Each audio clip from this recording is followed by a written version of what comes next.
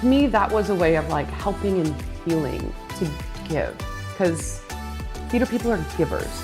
And I didn't know I could do that as a director as well, because of the relationship built between director and actor.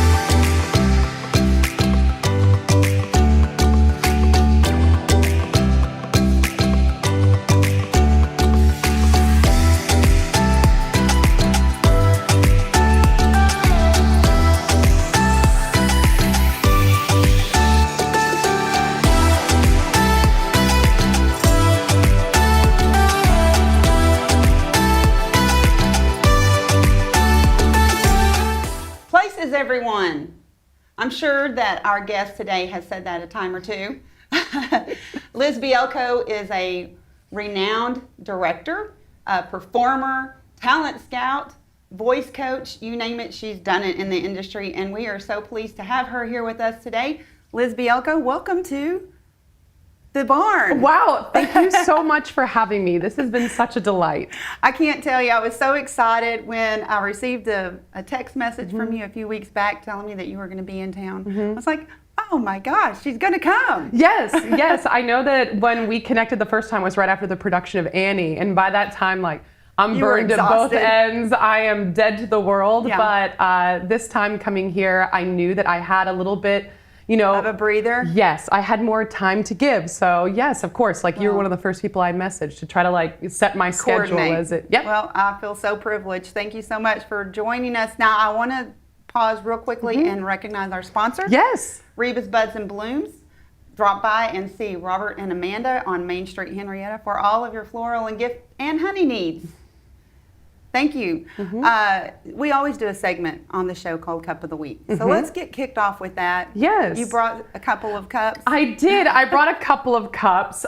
So this is my I Heart New York cup. Okay. I brought this I gave it to my parents one Christmas because I don't live here. So I couldn't bring a personal cup from, my cabinet in Brooklyn. But I brought this one to remind my parents of their love and my love for them. And then I also gifted Missy a cup from Brooklyn. So I brought a little, cup for her. Thank you so much. Of course. Thank you. Okay, so you are roots grown right here in Green Country, Henryetta, Oklahoma. Yeah. But you are now living and working and thriving in New York. Take me back to when you knew you were going to be going somewhere. Yeah, so my family moved to Henryetta in '92 because my dad was the superintendent of Anchor Glass. So I moved here when I was 2 years old. So Henryetta is all I remembered growing up. And my parents were deeply rooted in the community. My mom actually owned Reba's Flowers, now Reba's Buds and Blooms, for 20 years. Yes. I did not get into that history. Yeah, so she was a florist in town.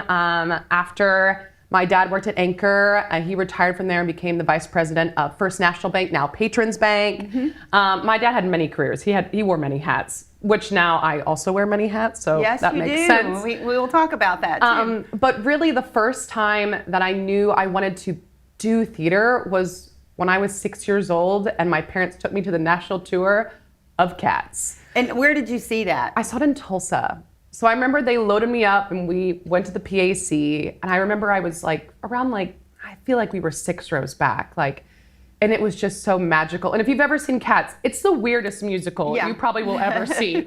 Humans in unitards dancing around and singing poems about cats. But there was just something in that magic and the beauty of human creativity. And my mom states this, that at intermission, I looked at her and I was like, Mom, I want to do that. That's it. I want to do it. And she was like, okay. Because neither of my parents were into theater. They had no ties to it. They had no idea what that was like. So they kind of just went all in. I was blessed to have wonderful parents who supported the baby of the family in what she loved. So I grew up on a farm and where my dad had cattle And I was able to just like run the field singing as a child to like, To the sound of music. yes, literally let my creativity bloom. Yeah, so that's how that all started. And then after that, I just continued, like my mom would drive me to Tulsa weekly to take dance lessons, voice lessons. Yeah. So you've always been a natural? Mm-hmm. Are your parents either one musical? Well, my dad would have said that I got his voice from him because he enjoyed singing very loudly in the church choir. So he would say that I got my looks from my mom and my talent from him. But most of the time, I mean, like they would sing like in church, but that was it. But they always like appreciated the arts. So once they knew that, one of their kids loved it, they then we had season tickets to OU football, but we also had season tickets to the PAC. Yeah. So, yeah. That's so awesome. I've always said to my kids that they got all of their voice talent from me. Yeah. Because I don't have any. I gave it all away. Yes, you gave it to them. Yes. Yeah, I would like to know what you could do with me on voice lessons. No, we can try it. No, I'm really kidding. I'm really kidding. So you're here in town for 3 weeks. Yes. And tell me what all you've got going on while you're here. Yes. So this is like a blessing and a curse, is I tend to not be able to sit still very long. Usually I'm here. We can't tell. Yeah. Usually I'm here in Henryetta to do the musical or to be here for holidays. So this time I'm here for my niece's graduation. So she graduates from Kiefer High School. And so I flew down to, support her. Excuse me. Mm-hmm. And so then I'm doing voice lessons on the side. Yeah, and you're busy. Busy. So how were you able to make the transition? What happened in your career post high school that took you to New York? Sorry, I'm gonna cough a little bit. Why don't we take a break?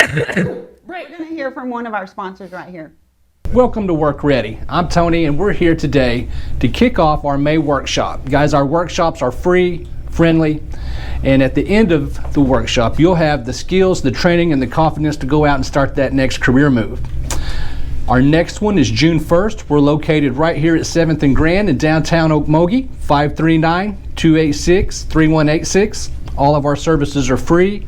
Come on down and start your new career. Thank you.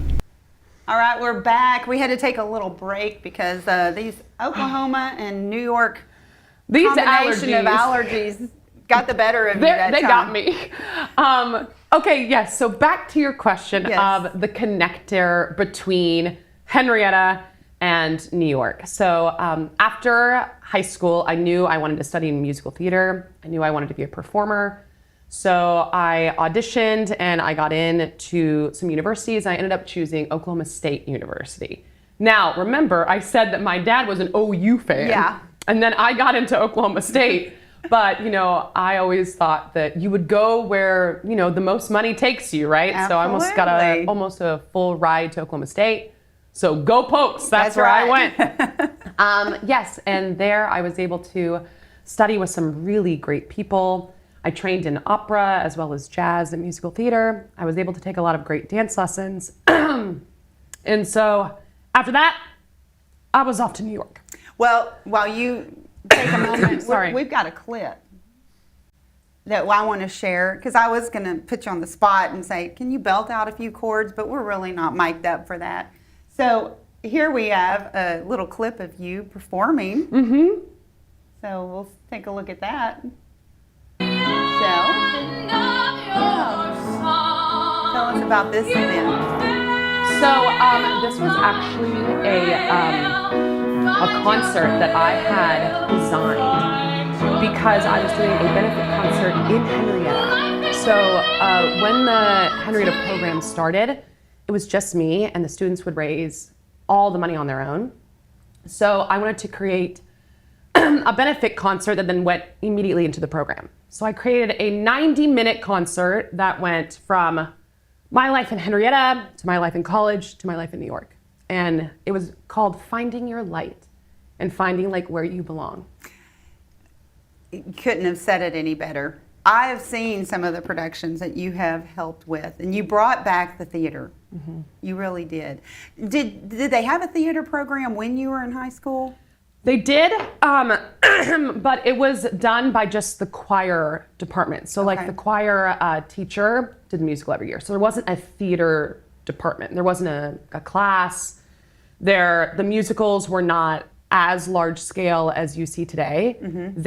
They were, another segment of the choir teacher's job. Yeah.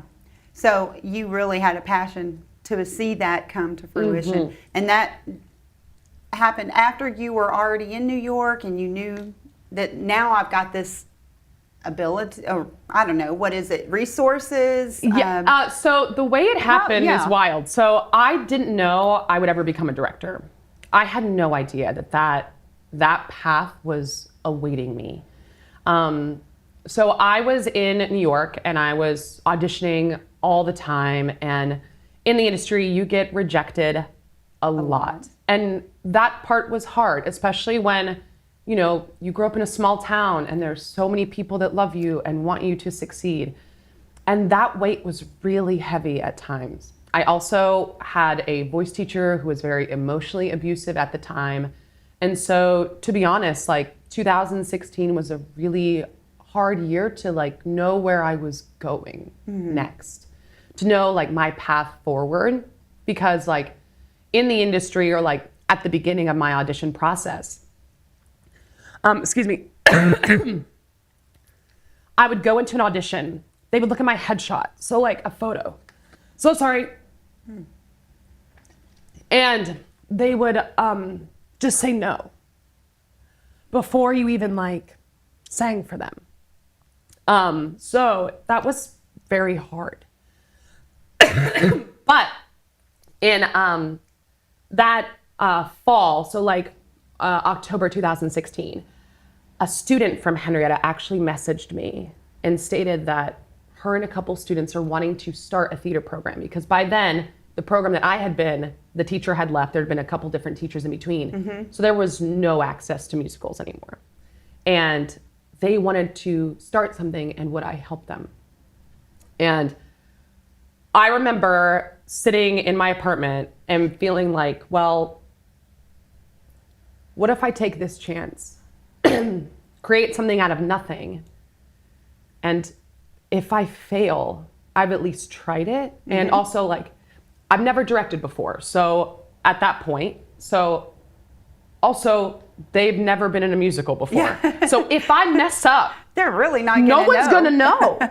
And in my mind, and as I reflect on it, because now I've directed and choreographed 9 shows in Henryetta. As I reflect on it, it's such a beautiful moment, because a door opened and I took a chance. Mm-hmm. And what happened was my world exploded. So then the Henryetta production came prior to you becoming an associate producer with Straw Hat Productions? It was, yeah. So I was associate producer at Straw Hats before I started the program. So for reference, Straw Hat Auditions was a large audition summit that over 40 theater companies would come together for one weekend at Pace University, which is in the financial district by the Freedom Tower. Mm-hmm. And over 700 collegiate age students would audition for shows. Yeah, you were one of the largest. Yes, and they would have 90 seconds to audition. That's it. And we would time them. I would be off stage with the pianist and I'd be timing. So they would have to do a song and a monologue, 2 songs, things like that. They've got to be on point. They got to practice. Oh, absolutely, for sure. So those just went hand in hand, and one catapulted the other. Yes. And then your career just exploded. I hope it's still going, but yes. I think it's again opened a door, wearing a different hat, right? I think of it as one helps the other. Me being a great performer turned me into a really great director. Me being able to look at the business side or do the pre-screenings of all the auditioners for Straw Hat made me a really great director, especially at the audition table. So again, I think that all of them just started to come together to show me the path that I was meant to be on. Well, you've certainly shown how small town America, American girl, can make big dreams come true. Yeah. I know that that's what you're really focusing on when you come back home. Yeah. And you're pouring into these kids. Tell me what theater then has just taught you about life, you know, how it translates. So I wanted to be in theater because I loved bringing the audience into our world, like therapeutically. I was never a person that wanted to escape through a character. So as a performer, if you were feeling bad, or like as an audience member, if you were feeling bad, you can come see a show. And then maybe it changes. Maybe you feel a little bit different when you leave. So to me, that was a way of like helping and healing to give, because theater people are givers. And I didn't know I could do that as a director as well, because of the relationship built between director and actor, the trust, the grit, the vision. So I'm inspired by my actors. So I'll sit down with them, even like high school to community to professional. I'll sit down with them and I'll talk about their character. I'll ask them a bunch of questions, just like you and me sitting here. Yeah. And during that process, I'll learn their skill sets and then I'll build that into the show. So the show is theirs. So when you all saw our production of Annie, that's what I call like our production, because it was built off the skills of the students that are there. And if I did another production of Annie somewhere else, it would be different. I also value like really digging in creatively, because like when you look at a script, it's just, you know, words on a page. There's no choreography written in. There are barely stage directions, which are like, you know, there's a door, you know? So that is all original and creative. So that is something that I enjoy. So going back to therapeutically bringing the audience into our world. When I was a performer, again, I loved doing that, but I didn't know I could do it as a director, because, especially like for this program, I remember being in the booth, watching a show that I created, but the actors were the voice of my soul that was on stage. And that is something I'll never forget, that I was like, this is something even more, that I could bring the audience into our world, but I also don't have to be the voice. I can create it, but they can also have incredible moments. So, yeah. There's so many terrific things that you have accomplished, and you spoke on this earlier, but I want to know what have been some of the largest challenges that you've had? You mentioned, and I say you mentioned it earlier, a voice coach that was abusive. Yes. So tell me some of the struggles that you've had and how that has translated into success for you. Yes. So again, with the, you know, being in an industry that, you know, it most of the time, like, you just won't hear back. I'm used to being ghosted. That's kind of like how the industry is. And has that helped in your, like a dating life? Yeah, that's right. But like, it's been interesting, because at first, like, when you first go to auditions, especially as like a young buck going to, like, you want people to like you, right? Absolutely. That's like normal. That's normal human nature, yes. right? Yes. So I really think once I became a director, I then understood a different mindset for these auditions. So then as I started directing, I then also continued to audition, and I would book so much easier. But it was because I took the backpack of expectations off, as I call it, the weight of what I thought was expected of me, and was able to just be, to create. So I have something that I always tell a lot of actors, especially like collegiate age. I have a submission journal. I have a little journal I carry around with me. Everything I submit for goes in that journal. So I write down the date, what I submitted for, who, like if it was for a show, what the pay is, who are the producers, and then I forget about it. I write all the information down, I shut it, and then I go reward myself by like a little treat. So I like go grab a coffee. Because it's like little things like I put myself out there today. And then able to like, that's the only control I have. So that is okay. And that has helped a lot because I mean like there's, you know, some years I've submitted for like 50 different directing gigs. I might get one, but I got one. And that's how to think about it. Because it only takes the one. It only takes the one. And this is something I think a lot of maybe people don't understand is like, this is a long game. I'm not running a sprint. I'm in a marathon. So, you know, the Henryetta program right now is in its 9th, going into its 10th year. You know, that has like really built up, especially when, you know, Justin Bean came along. That was also very helpful because it gave a personal, you know, someone here actually in town. Take charge. Yes, because I was only coming in for 30 days. The program needed a face, a leader, someone that was fully here all the time. I'm also grateful that he brings me in and I do the show and I bebop out. Like, but that's like, that was something of like learning rejection, and you know, it still hurts, but like it doesn't, I don't take it as personal. Right. Some of my other challenges were in 2023, I tore my ACL. Well, but you also, so, you know, we always say no doesn't mean no, it means not yet. Oh yeah. But sometimes there might be someone who just doesn't have the talent. You had the talent. Oh, thank you. So you knew that your time was coming. And this is something of like, for my off-Broadway show. So I did an off-Broadway show in October, and I had interviewed with that company 2 years before. And I didn't get that gig 2 years before. It was for a different show.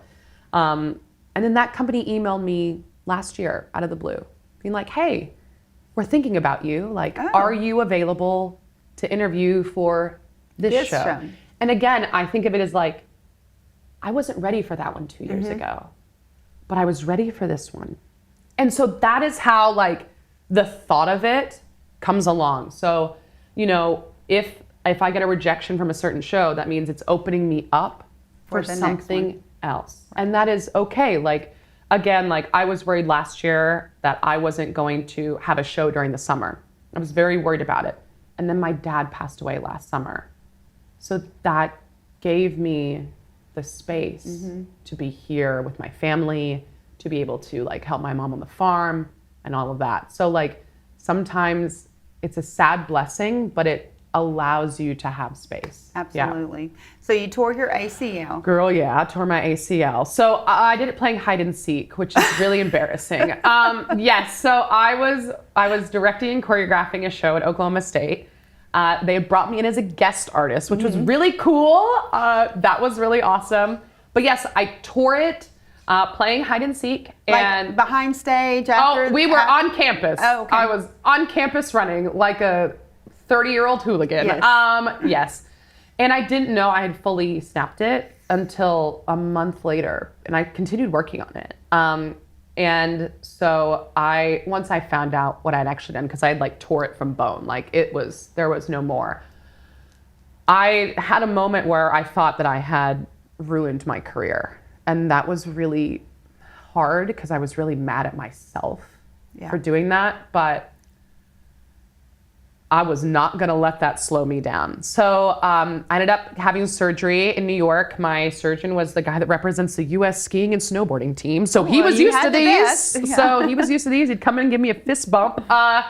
Yes, so I really made sure that I did physical therapy every week, twice a week for 2 years, because it's a long heal. And I'm not a patient person. And I'm also used to going 110% every time. So that taught me not to, because I started working 3 months out, which is like it's kind of the scariest time of your healing process. So I went to Baltimore to go do a show, and my surgeon and physical therapist were like, you have to be careful. You can only give 60%. 60%. And I was like, okay. How do you do that? How do you do that? And so luckily, like I just had to be real with myself that I'm not superhuman. Like I'm, I only have one body. I now got my third ACL, I guess, right? So I continued doing physical therapy. I had a really cool dance brace that I wore that kept my knee stable and strong. And I was just really religious on all my healing process. Yes, so that was, over 2 years ago now. And so I've done, 5 or 6 shows since. Wow. And so when I noticed it was really healing was when I was doing Waitress in Tulsa. And I was dancing with the cast and I didn't feel I forgot my brace wasn't on. And I was like, oh. Oh. So again, you can do hard things and get through it. Now my knee will ache if I feel like the wind or the rain is coming. But it allowed me to be how much can I give today, right now? Because if you go 100% every day and you're not filling your cup, you're not allowing. Yeah, you gotta have margins. You gotta have margins. You have to. So that's something that I've really pretty much taught me my humanity, to know that I am mortal, but yes. Well, you've given so much content in this little time that we've had together, but speak directly to the individual out there that has a dream, whatever it is. From your heart, you've obviously already shared so much of that. But if you could look right into the camera and tell these young viewers or the old ones, anyone, it doesn't matter. It doesn't matter. What would you really speak to your heart? One, you'll never run out of time to try to achieve something you really want. I am someone who still feels like my dream is still in the future, that I'm grateful to be able to do what I love every day, but that's because I've had a great team with me, underneath me. I have great friends, I have great family. I've had a blessed career full of grit, but also joy. And find that light, that spark that makes you happy, and go for it. Fear will take so much stuff from you. And if you can look fear in the face and say, move aside, you can achieve so many things and more. And be okay with following a green light. You never know what that will give you. What's next for Liz Bealko? Well, next for Liz Bealko is, so I'm going to New Hampshire this summer to work on a show called Always Patsy Cline, which is about the country artist, Patsy Cline. Yes, so I'm doing that. I've got a couple other things in the pipeline, but I haven't signed any contracts, so I can't talk about anything of that yet. Yeah. But it's because I book 6 to 9 months in advance. So that's always a little scary to be like, ooh, what's my year gonna be like? But it's also, what's my year gonna be like? Yeah. So that at least I know is what's next. Obviously, while I'm here, I wouldn't be lying if I'd say I'm not talking about the musical with, Coach Justin Bean, about what's next year. That's And I know that's all kept. Oh, we quiet. keep it locked. But that's kind of the joy in it of the surprise. We enjoy doing these reveal videos now. But yes, that whole process of choosing a show takes about a year. So while I was doing Annie, I was listening to other shows, thinking about what this group could do next year. Yeah. That's awesome. Liz, thank you so much for being here this morning. I appreciate it. I know our audience appreciates it. Yes. We look forward to seeing what you've got next. Yeah, thank you. Thanks for having me. Thank you for joining us, and we'll see you next week.